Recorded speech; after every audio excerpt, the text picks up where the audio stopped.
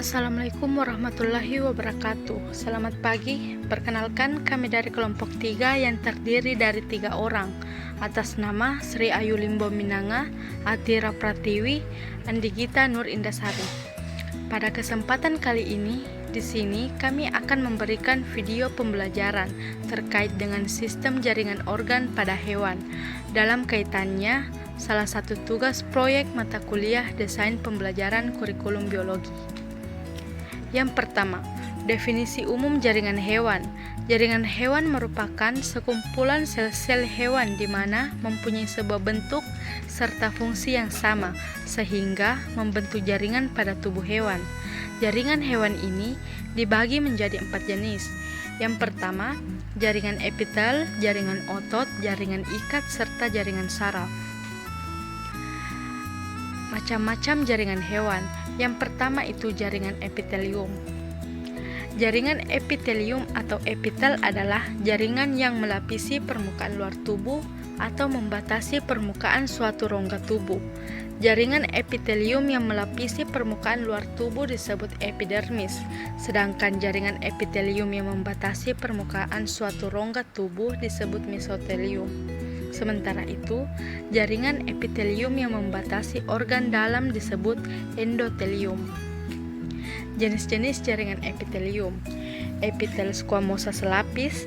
Jenis jaringan epitel ini membentuk lembaran sel yang halus dan tipis yang dapat dilalui oleh molekul dengan mudah. Yang kedua, epitel kuboid selapis. Yang ketiga, epitel kolumnar selapis. Yang keempat, squamosa berlapis. Yang kelima, epitel kuboid berlapis.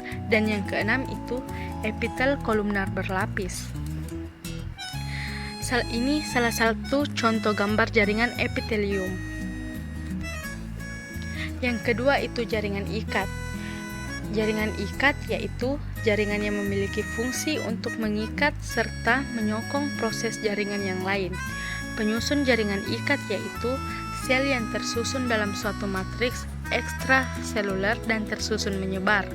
Matriks tersebut biasanya berupa air, benda kenyal seperti padatan.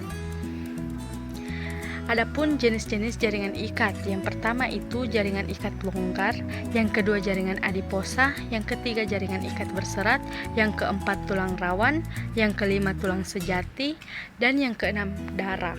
Jaringan ikat tersusun atas 3 jenis serat. Salah satu contoh gambar jaringan ikat dapat dilihat.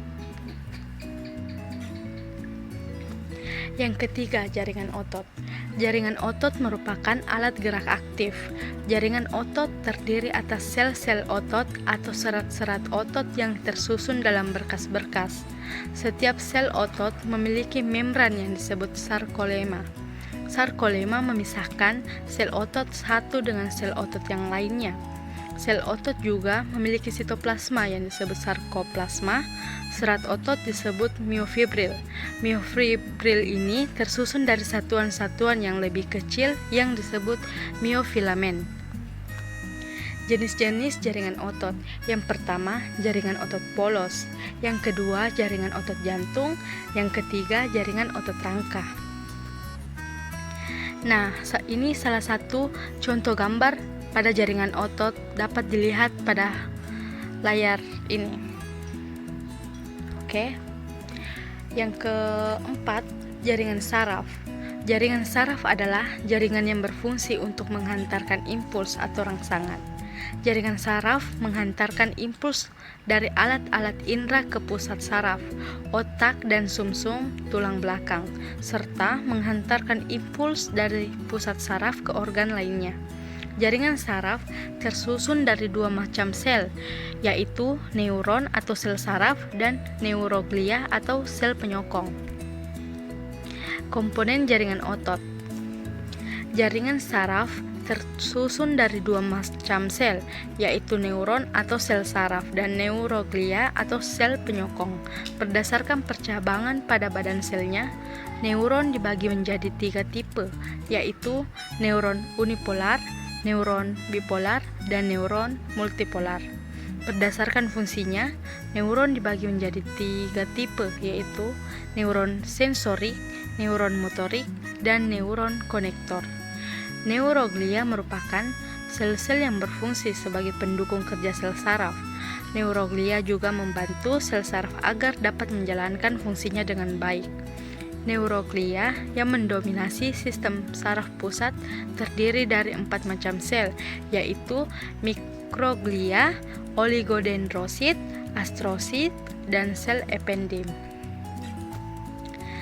Nah, itulah salah satu materi pada sistem jaringan organ pada hewan. Terima kasih.